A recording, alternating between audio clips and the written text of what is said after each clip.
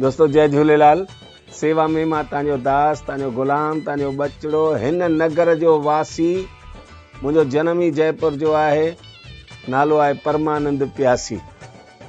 अॼु मां सॼे सिंधी समाज खे, जयपुर जे सॼे सिंधी समाज खे निमाणी वेनती थो कयां त हिन भेरे जेको मेला चेटीचंड मेला समिति जो जेको चुनाव थियणो आहे उन में अध्यक्ष पद जे लाइ भाउ शंकर दुलाणीअ पंहिंजो फार्म भरियो आहे।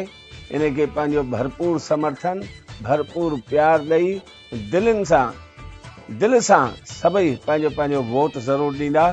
त छो जो हीउ त तव्हांजो सचो सेवाधारी आहे। शंकर दुलाणी खे केरु न सुञाणे, सेवा भाव जे करे, ॿियो को भाव न, पर सेवा भाव सदाईं हिननि जो रहियो आहे। असांजो यारानो जेको आहे सो 40 साल पुराणो आहे, पर अञा ताईं जुड़ियल आहियूं। मां भले जयपुर छॾे वियुसि, पर ही अञा ताईं जयपुर में आहे। त वरी बैलेट नंबर अथसि 6, इहो यादि रखिजो। बसि उते ठपो ढिड़िंग लॻी वञे, लॻी वियो। मां जयपुर जे हर मुखी, सिंधी सेंट्रल पंचायत जे मुखी, जेके मुखी आहिनि, सभिनि खे निमाणी हथ जोड़े प्रार्थना आहे, यार अॼु मां तव्हांजे शहर में अची करे तव्हां खां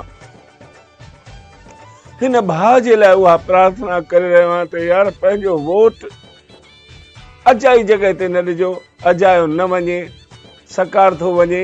इन करे सभई हिकु थी करे अचो ऐं भाउ शंकर दुलाणीअ खे पंहिंजो साथ सहकार, चवंदा आहिनि हिकु ॿ थींदा आहिनि, पर हिकु 11 बि थींदा आहिनि।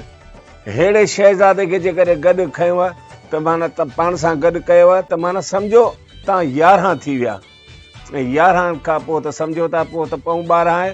त दोस्तो दास परमानंद प्यासीअ जी इहा प्रार्थना मूंखे ख़बर आहे अजाई कोन वेंदी।